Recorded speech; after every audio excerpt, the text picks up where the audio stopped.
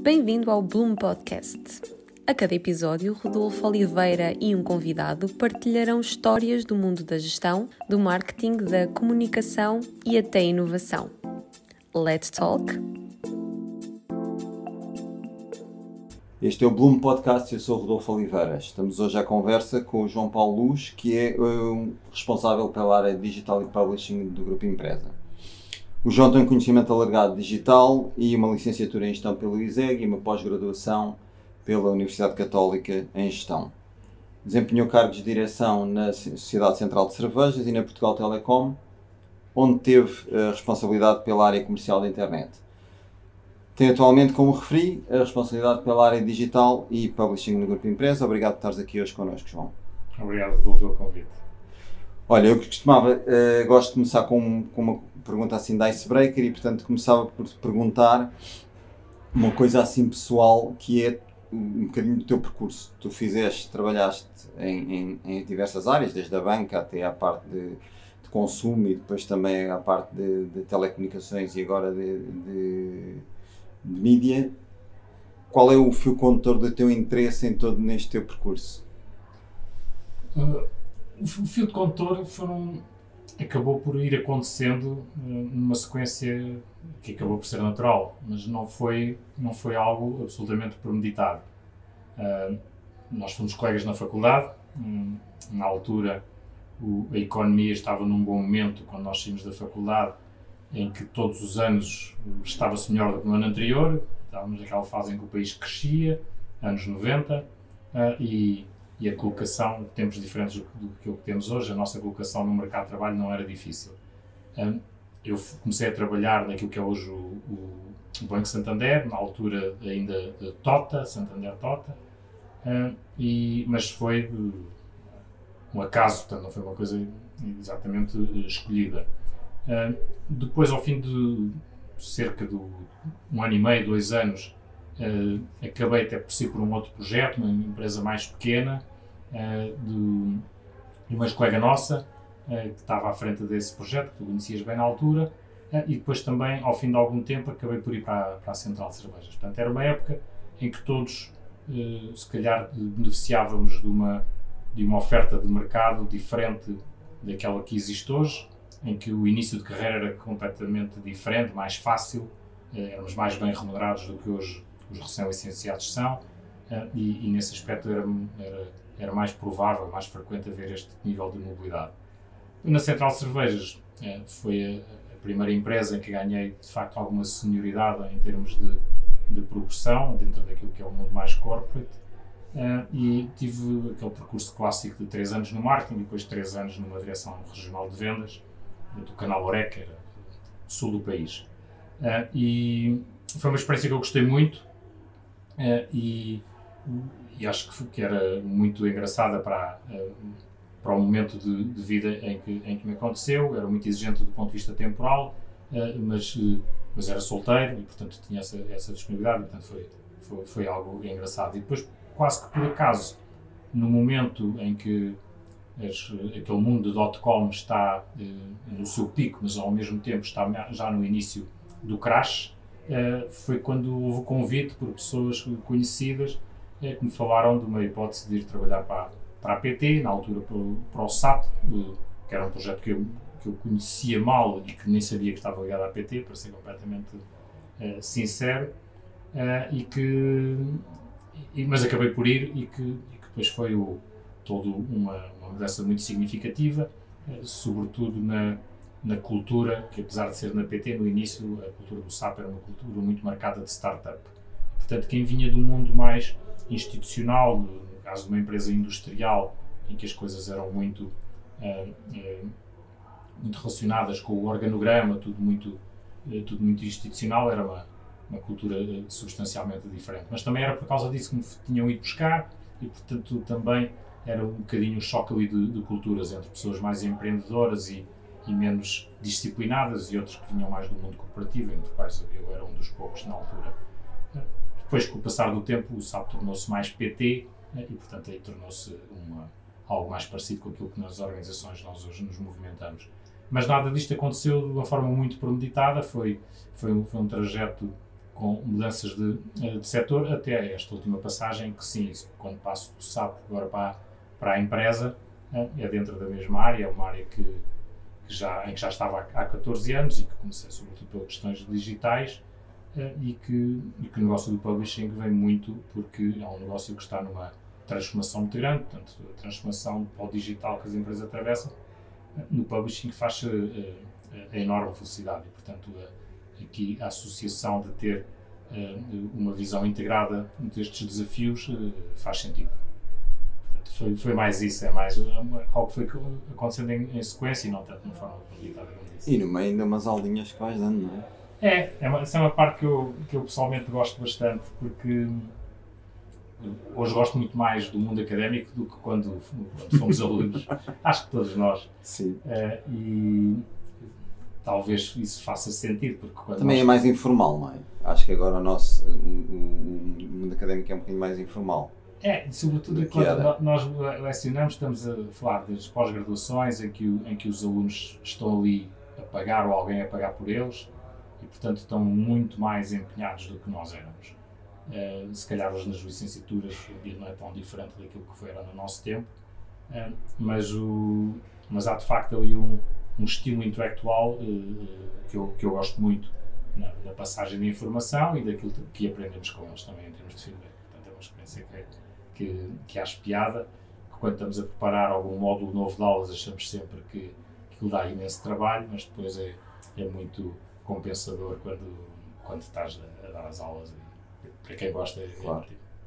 E eu estava a pensar, quando estava a preparar isto, que tu no fundo, o teu percurso profissional acompanha na parte entre o SAP e agora a empresa, tu acompanhaste muito esta transição das empresas que produzem conteúdos, da sua passagem de um formato totalmente ou maioritariamente analógico, que era muito incipiente, para um mundo em que está totalmente diferente. Tu consegues identificar momentos de transição fortes neste período, tipo quando a internet ganhou uma maior preponderância, ou que seja, deste processo? Há etapas que são muito claras e que se quisermos fazer uma timeline, essa timeline está muito condicionada pela inovação tecnológica. Neste caso, sobretudo pelas possibilidades e pela velocidade de acesso que a internet possibilita. Tu tens uma fase inicial em que os portais dominavam, que é aí que aparece o SAP, portanto, era uma resposta em Portugal para aquilo que no mundo mais conhecido foi o Yahoo, mas que estava muito marcada por uma internet muito lenta, uma internet de dial-up, 56K, portanto havia uma vantagem enorme se as páginas eram lentas de carregar, havia muita vantagem de teres ali logo imensa informação. E, portanto, tu depois fazias ali umas escolhas já muito orientadas, porque já tinhas os snippets das notícias, tinhas a meteorologia, tinhas uma série de coisas, e quando clicavas já sabias para onde é que ias. Quando a internet começa a ser mais rápida, começas a ter ali a possibilidade de, através do Google, tu ires diretamente ao que pretendes ir. E, portanto, preferes arriscar, não é isto, volto para trás e pesquiso novamente porque já é rápido. Essa foi uma alteração muito grande, que depois, quando a banda larga se institui, já com expressão, ao mesmo tempo que estás a falar já de 3G, tens o salto significativo em que tens dois marcos, um que é a parte do vídeo, do YouTube, e depois tens a parte de tudo o que está relacionado com o aparecimento do iPhone, que é uma disrupção enorme, porque traz os tempos de contacto e de consumo de conteúdos para o nosso bolso e a partir daí a explosão é muito significativa. Nesse momento, no mundo inteiro, passas a uma transformação completa do consumo, que sai do papel e passa para o formato digital. E os modelos de negócios têm que acompanhar onde as pessoas estão. No momento inicial, toda a gente achou que ia ser fantástico, porque as audiências são muito mais elevadas e, portanto, íamos todos fazer imenso dinheiro, mas o desequilíbrio de oferta e procura, sendo os anunciantes com os mesmos budgets, o crescimento da receita publicitária não foi aquela que muitas vezes se antecipou. Portanto, aquelas projeções que fazia que no início do século toda a gente achasse que bastava ter audiências e ia mais inevitavelmente haver dinheiro, veio a perceber-se que não era exatamente assim e hoje percebe-se que tem que haver uma conjugação clara entre a subscrição e a receita publicitária, e essa é a grande transformação, independentemente de estarmos a falar de digital ou de papel ou de analógico, já percebemos que a receita do modelo não é tão diferente assim. podemos potencialmente chegar a mais gente, mas temos que cobrar, porque só a receita publicitária não paga a produção de conteúdos, a não ser que sejam marcas muitíssimo fortes e muito globais, mas mesmo essas estão também a caminhar para a subscrição. Pois, e isso leva-me àquilo que estava, que tu, de certa forma já disseste, que é um modelo anterior, aliás, quando começa o início desta coisa da internet, toda a gente disponibilizava conteúdo aberto. E agora há uma tendência para criar cada vez mais os paywalls e fechar conteúdos e tudo mais. E isso é uma mudança também de paradigma no próprio modelo do negócio, não é? Porque obriga as empresas, por um lado, a gerir o que é o suficiente para me dar vontade a ir, mas não tanto que eu deixe de ter vontade de pagar. E isto é difícil, não é? É um equilíbrio complicado. Hoje a parte mais difícil não é tanto do lado das redações terem a noção perfeita do que é commodity, daquilo que não vale a pena tentar fechar, e daquilo que de facto é diferenciador e que isso sim merece estar fechado e que é a value for money para quem paga. Essa parte não é difícil, eu até acho que todas as redações fazem esse equilíbrio de uma forma muito correta. A parte que é mais difícil é mesmo o momento que ainda se atravessa, sobretudo no sul da Europa, em que, com certeza por muitas razões que são fáceis de entender, há uma tensão muito grande em que os modelos da gratuitidade se imponham. E a internet nasceu toda baseada nessa gratuitidade, na ideia de que nada do que era digital tinha que ser pago.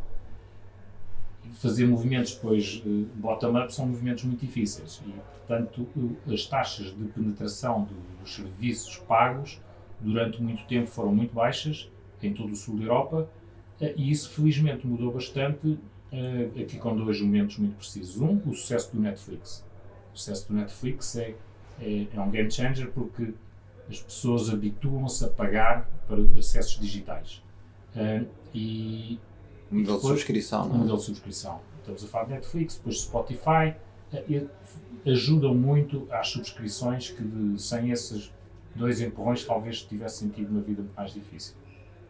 E depois temos o momento da pandemia, que foi um acelerador muito grande em Portugal e no mundo inteiro, porque as pessoas tiveram dois sentimentos. O primeiro sentimento é que a informação credível fazia-lhes diferença. Portanto, pela primeira vez as pessoas estavam muito preocupadas em ter acesso a informação que fosse credível e as pessoas não sentiram nas redes sociais que dominavam em 2019 a maior parte dos acessos que se fazia às notícias, as pessoas picavam nas redes sociais e as pessoas começaram com mais receio de o fazer e houve um movimento muito grande de audiências a ir diretamente às marcas que lhes ofereciam confiança.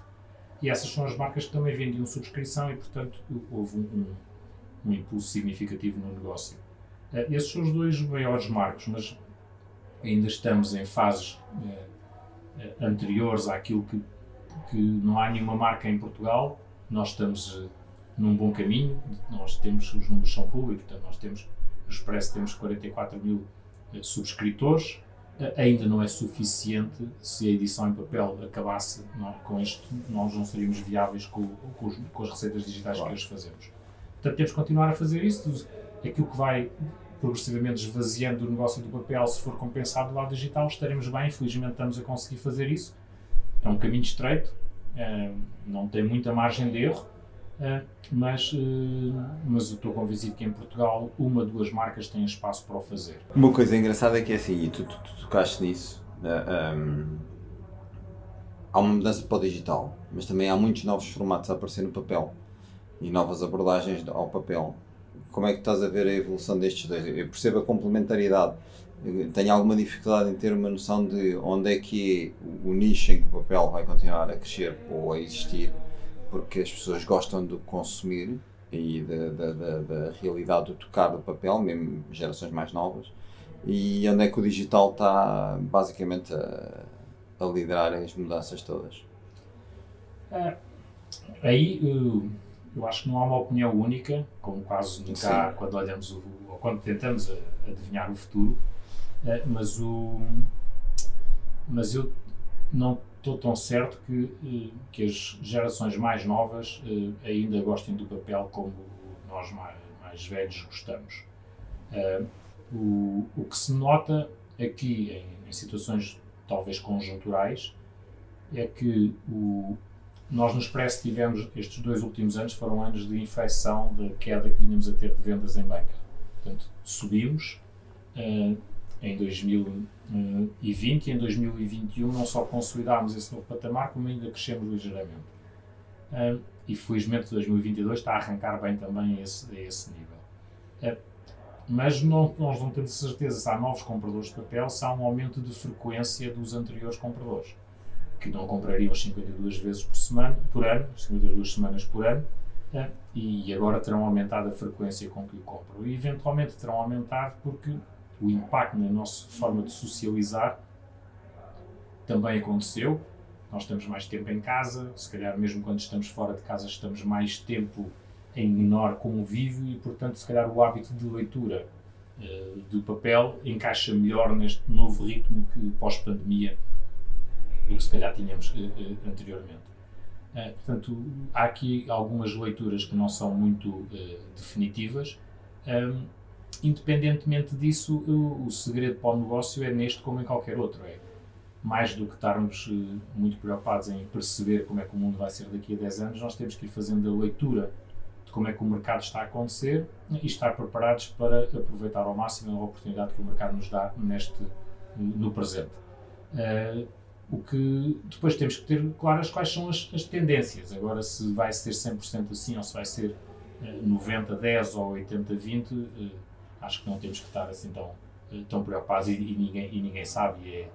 E há aí uma subjetividade muito grande. Há pessoas que dizem que o papel nunca vai terminar, até porque nos próprios livros, e há pessoas que já só leem no Kindle, portanto é difícil de antecipar. E as gerações mais novas têm de facto hábitos de disrupção grande, mas aí é se calhar mais até do que o formato onde eles nos querem ler. Se calhar o maior desafio é os tempos de atenção que eles têm disponíveis. Portanto, esta geração que está habituada a tempos de atenção de segundos, portanto muito marcado pelos Reels do Instagram ou dos TikToks e que dispensam e que tomam uma decisão se eu quero seguir este conteúdo ou não em 2-3 segundos, e mesmo o que querem seguir é um conteúdo de 30 segundos. Isto são slots de atenção que nós não estamos habituados. Eles têm uma exigência de ritmo que o conteúdo que nós fazemos não tenho a certeza que possa ser o mesmo no futuro, mais por causa disso, mais do que ser no papel ou ser no ecrã digital. Sim. E no fundo há muito, em qualquer dos formatos, a utilização das infografias, dos resumos de informação e tudo mais é uma realidade, não é? Eu noto o papel interessante quando as pessoas querem uma coisa mais de luxo ou mais de qualidade, ou aquelas que lifestyle. Acho que ainda há e é onde se está a ver a crescimento, não é? O Observador com o lifestyle e outras publicações a surgir, é muito por aí, não é? É o que eu sinto, pelo menos, da análise.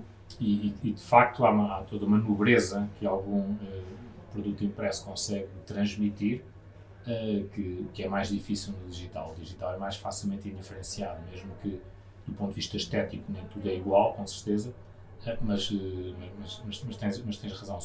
Mas o mercado aí tem esse desafio, e agora tem o desafio ainda dos economics, porque o preço do papel está a disparar. Sim, vai ser outro problema.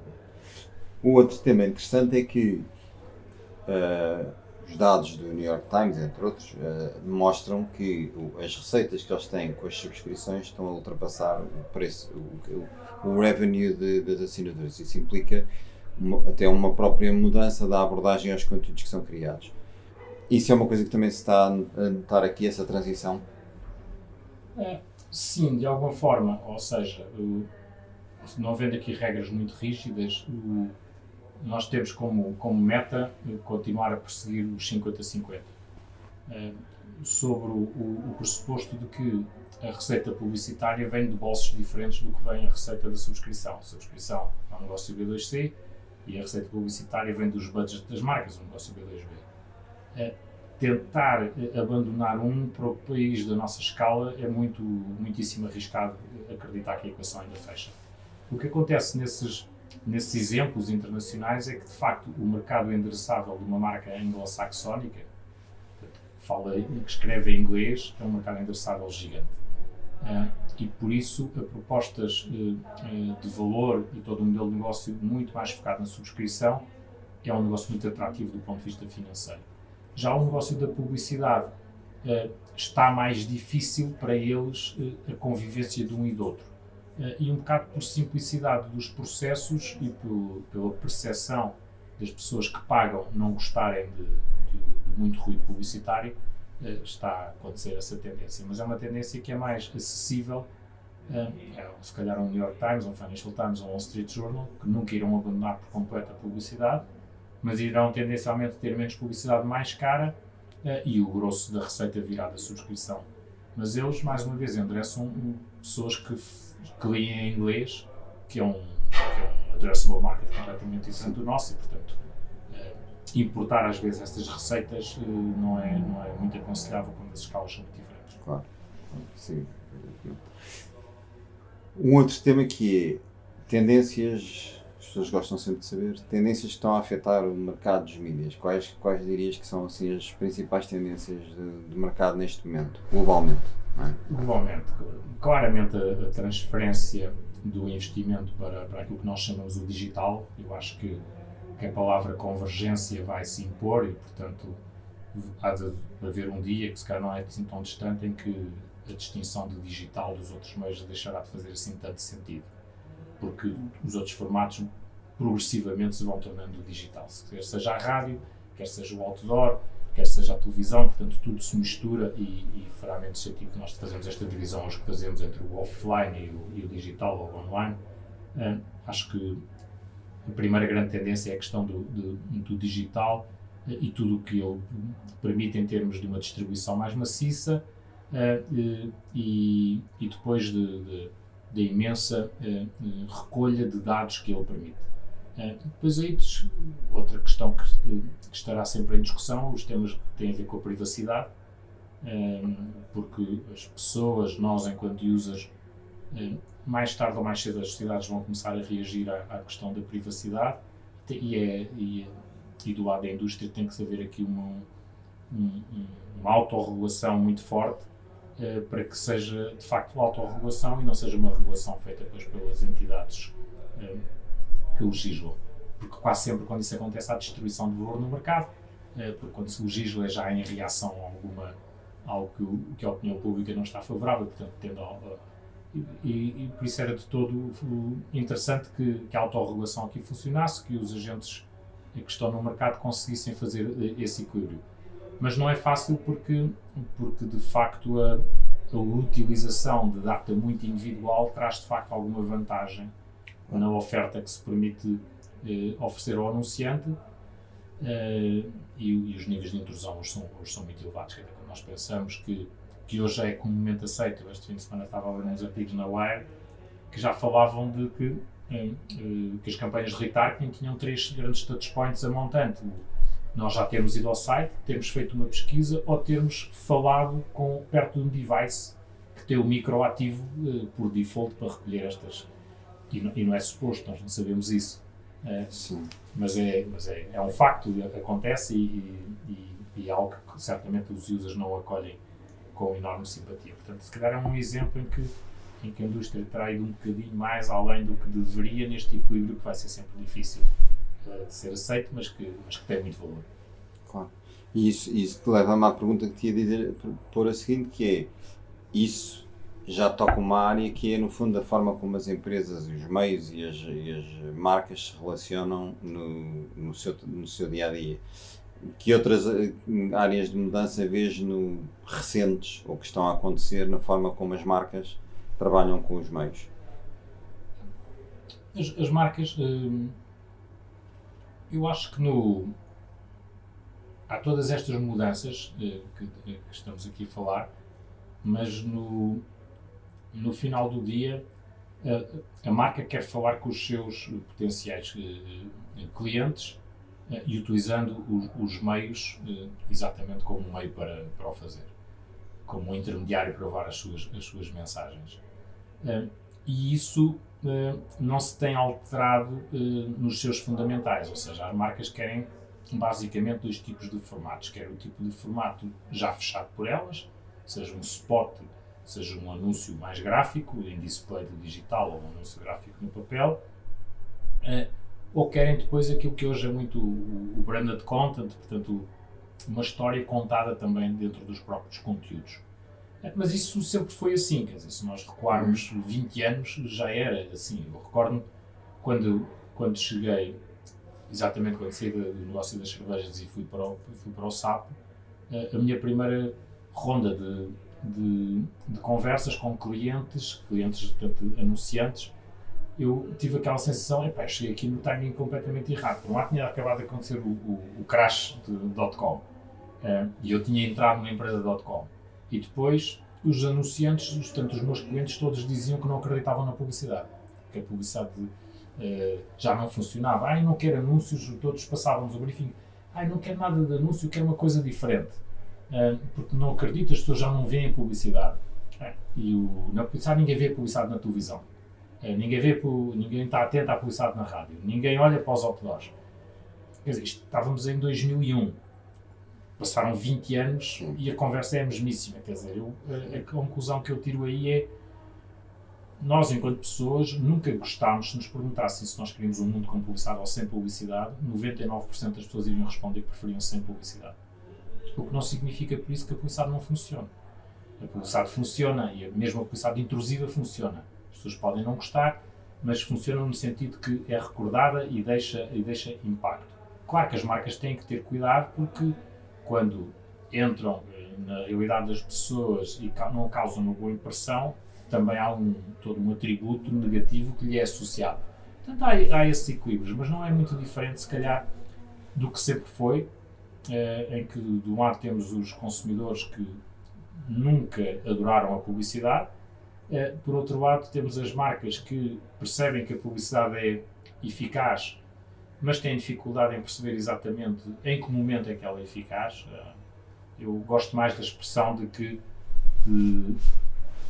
dificuldade ser identificar o momento em que a publicidade produz efeito, do que aquela ideia de que metade da publicidade não te produz efeito e a outra metade produz, eu só não sei qual é. Não acho que seja exatamente assim. Há um impacto que gera resultados no imediato e há outro que ajuda a construir uma relação com a marca que gera resultados mais à frente. Mas essa diferenciação que nos permite depois que as marcas de dois vinhos diferentes tenham preços absolutamente distintos.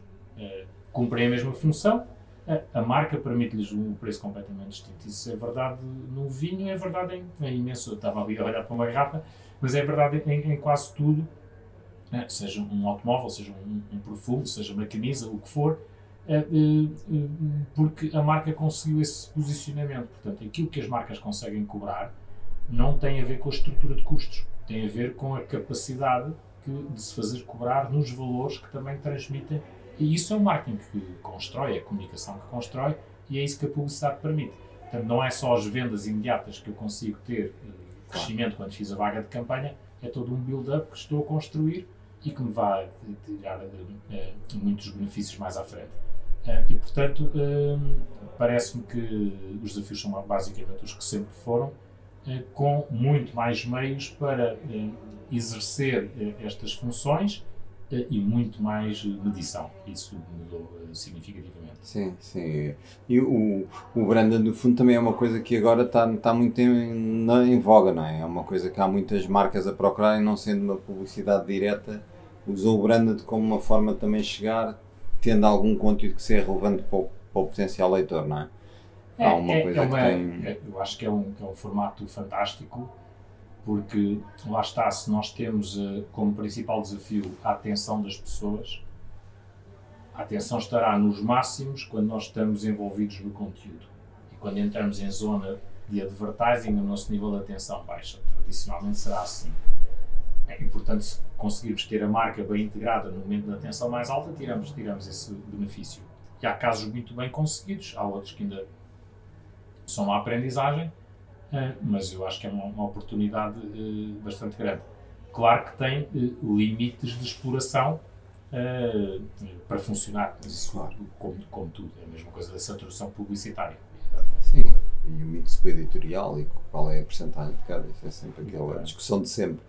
Uma outra questão que está a acontecer muito, e não é de agora, como é evidente, mas que tu acompanhaste muito, é esta questão dos motores de busca como parte do mix. Como é que tu vês o papel, porque no fundo eles acabam por ser ao mesmo tempo um parceiro e um concorrente, não é? E é competição ali levada ao seu máximo. O termo de competição foi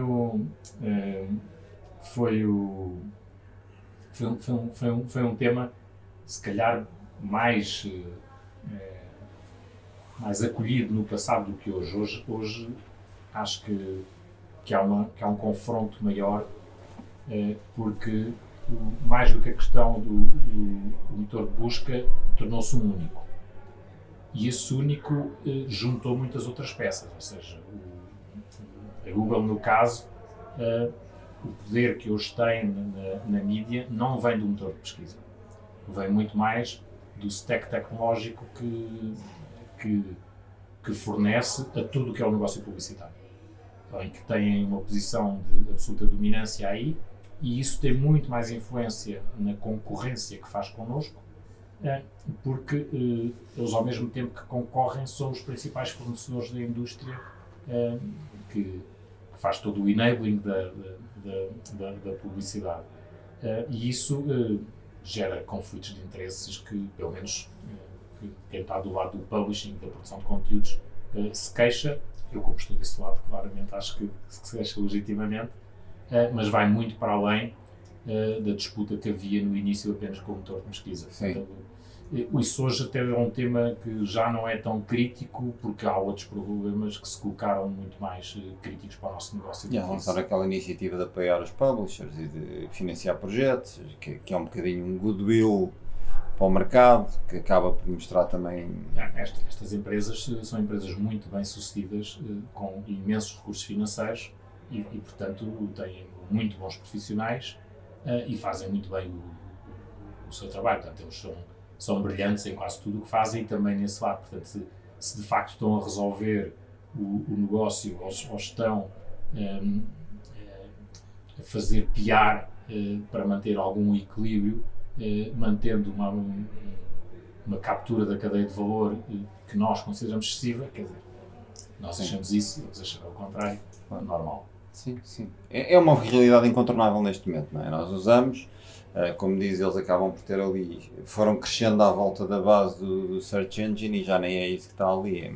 É muitíssimo mais, e a parte que eu acho que mais ou menos hoje se coloca como consensual é a questão da concentração. Portanto, não é tanto todo o mundo publicitário tem uma concentração brutal no mundo inteiro entre a Meta e a Google, e é de facto quando estamos a falar de gigantes desta dimensão, fica muito difícil que não haja depois uma apropriação ou aquilo que habitualmente se chama de abuso de posição dominante. Claro. Mas é apenas porque a dimensão que têm lhes permite isso. Depois a lógica deles é a lógica de qualquer empresa. Tem acionistas atrás, os acionistas compram as ações porque esperam que elas valorizem, elas só valorizam se os KPIs financeiros forem no bom sentido, e portanto é tudo o mundo que nós conhecemos. Portanto, não há aqui nada de errado, há apenas eventualmente um excesso de concentração que o liberalismo completo que esta indústria sempre teve nos trouxe a esta situação. Mas depois há aqui uma questão engraçada que agora com este conflito da Ucrânia nos faz pensar nisto mais outra vez, que é, nós falamos aqui de um duopólio, mas pensamos que o nosso mundo é apenas metade do mundo. Porque quando pensamos do lado oriental, do lado chinês, há toda uma nova realidade. Eu uma vez estava num jantar em Nova Iorque com algumas pessoas, estávamos a discutir isso e houve um americano, claro, das Big Tech, que ele disse, mas está bem, mas vocês preferiam um mundo da Amazon ou um mundo do Alibaba? Vocês preferem um mundo da Google ou um mundo da Baidu? Um mundo da Apple ou um mundo da Huawei? E porque é disso que se trata. Se nós partirmos estas empresas porque são muito dominantes, nós estamos a esquecer que as outras não vão ter isso. Portanto, o tema é muito complexo.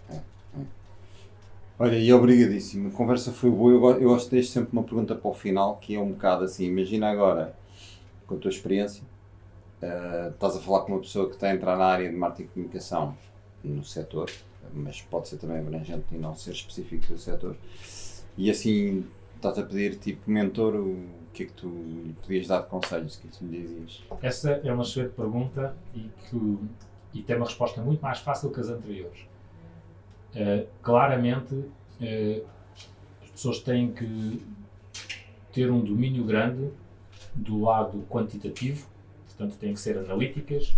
Se perceberem alguma coisa ao nível da própria programação, é uma vantagem. Isto parece um bocado excessivo, mas parece-me que as gerações do futuro, nesta área, vão ter que, inevitavelmente, perceber muitíssimo mais dos lados daquilo que antes faziam as pessoas do research. Antes o mundo era muito dividido entre os criativos e as pessoas do research. Eu acho que esse mundo hoje se tornou indissociável. Alguém, para ser bom criativo, tem que perceber toda a realidade e tem que ter capacidades analíticas para perceber onde é que estão os seus segmentos, com quem quer falar e conseguir enriquecer aquilo que é a sua proposta com respostas àquilo que identificou, e o lado tão tecnológico que hoje condiciona também parte das propostas.